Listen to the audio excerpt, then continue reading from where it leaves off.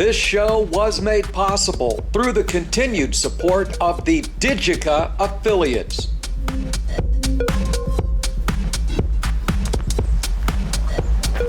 Hello my iGaming friends, and thank you so much for making APCW Perspectives a part of your week once again. And this edition is gonna be a good one, if I do say so myself, strictly based on the subject matter and not necessarily based on my delivery. And if you don't have a strong dislike for the UKGC just yet, wait a minute. Your feelings may change. First, however, I must explain the difference between a fine and a regulatory settlement. For the most part, we all know what it means when the UKGC issues a fine. An operator allegedly breaks the rules and receives a financial penalty, which said operator may fight or deny via an appeals process in the courts. A regulatory settlement, on the other hand, is a negotiated agreement between the commission and an operator that usually means the operator admits they were wrong, waives any right to appeal, and makes an agreed payment rather than face a fine.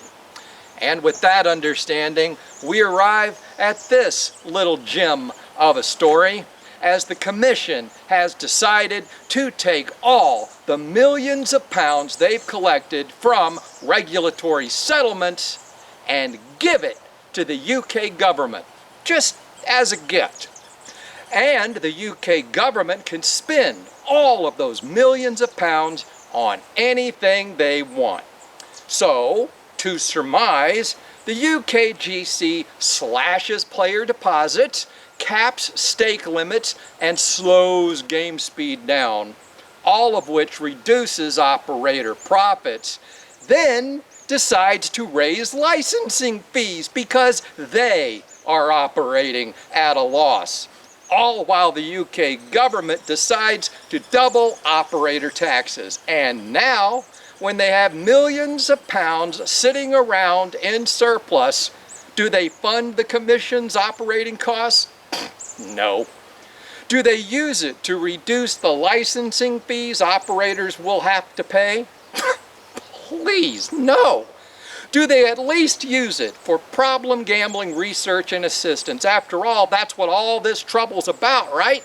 Well, hell no, they don't use it for that. Instead, they hand it over to the same sons of bitches who ran the ship aground in the first place to spend on whatever their little hearts desire. Now, I'm absolutely certain, I'm sure that there is some rule somewhere that will prevent those funds from our industry from being used within our industry. But if that's the case, something is obviously broken in a system that's in debt, but giving money away in the millions while asking their licensees to go back into their pockets and pay for their mismanagement, with the cost being passed on to players and webmasters, of course. Players can't even spend their own damn money without the UK government's approval and permission, but the UK government can spend whatever they want at will. You know, perhaps we've stumbled upon the actual problem here.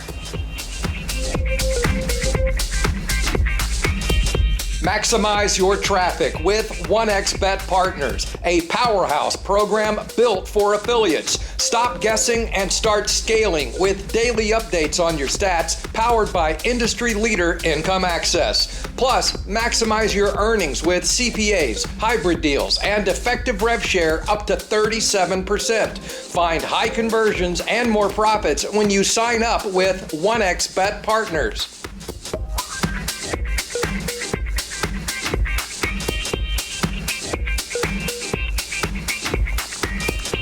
Welcome back. As we roll into the second half of our program, it's once again time for me to welcome a new APCW sponsor. And this week, it's the Stake.com affiliate program. a well-known brand with name recognition. They have no activity quota and no admin fees. You can learn more about this program when you visit their review page at apcw.org, or you can contact them directly for information on joining by visiting stake.com/affiliate.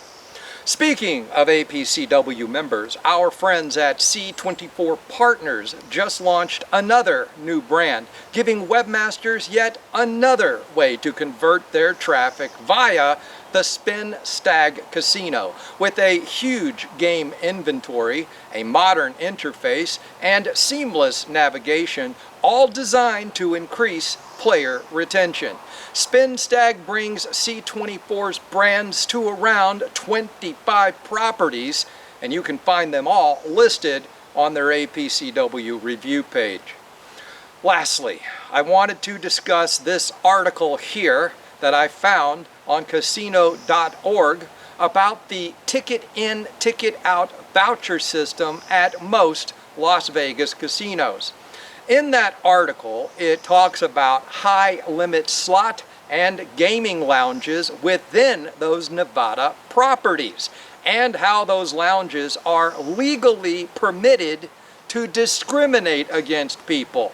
Not based on race or religion, not based on sex or gender identity or any such thing, but based on finances. If you're too poor, you can't play in there. This reminded me a bit of the UK's affordability checks. And while there are obvious key differences, like the motivations behind each, it does kind of pose a question, because no one really raises an eyebrow, including myself, when people are excluded from those high-limit rooms, which I am. So, to spur conversation, and to see who's watching these videos to the very end, let us know what you think about the comparison between these high-limit lounges and affordability checks. I'm eager to hear your feedback. And with that, I'm done again for another week, but you know me, I'll be back, God willing.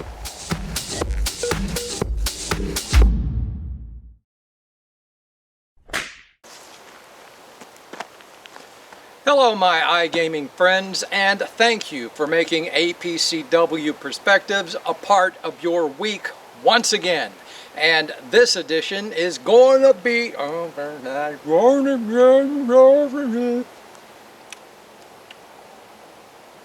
was quick. How many words was that? Hello my iGaming friends, and thanks for making it. About 15-20 words in. Blooper. How I roll.